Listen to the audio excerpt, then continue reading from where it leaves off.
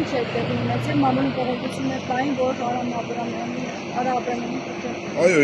իրականությանը համապատասխանում է, ժամանել էր Մոսկվայից, Մոսկվա Երևան չվերթով, 15:40 օդանավը վայրեջք էր կատարել, հիմա ժամը 18:08 է և 2 րոպե առաջ նոր թույլ տվեցին, որպեսզի Արա Աբրամյանը դուրս գա, այսինքն հատի սահմանը, որպեսզի պարզ լինի մարդկանց համար պասպորտ կոնտրոլը անցնի, որևէ բացատրություն չի տրվել, որևէ պատճառաբանություն չի տրվել,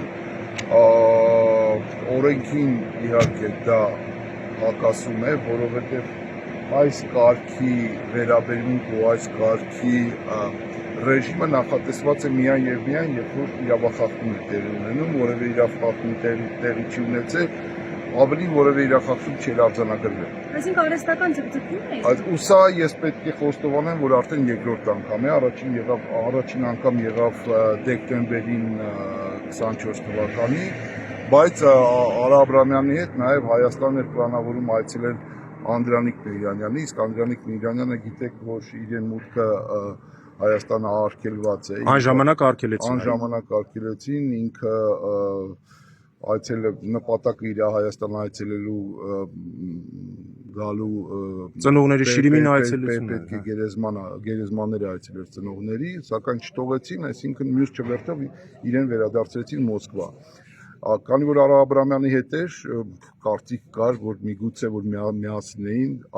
դրա պատճառով եղավ, դա է պատճառը, բայց հիմա պարզվեց, որ սա արդեն ավանդույթ է դարձել։ Որևէ ենթադրություն չկա։ Պարոն Աբրահամյանը քիչ առաջ ասաց, որ ինքը գիտի իրական պատճառների մասին, բայց դրա մասին կասի վաղը չէ միսօրը իր մամուլի ասուլիսում։ Դուք կարող եք ինչ-որ փակագծեր բացել։ Որևէ փակագիծ որևէ բացել ես այսօր չեմ կարող, որովհետև պարոն Աբրահամյանը, այսինքն բարձրաձայն հնչեցնում է այն, ինչ մտածում է թե Հայաստանում տեղի ունեցող զարգացումների վերաբերյալ եւ թե այն զարգացումներին, որոնք վերաբերում են հայ-ռուսական հարաբերություններին։ Ուրիշ որևէ բացատրություն։ Դուք դա գիտեք, թե ենթադրում եք։ Չէ, սա պարզապես ես բարձրաձայն մտածում եմ, որևէ բան չգիտեմ։ Շնորհակալություն։ Ես եմ շնորհակալ։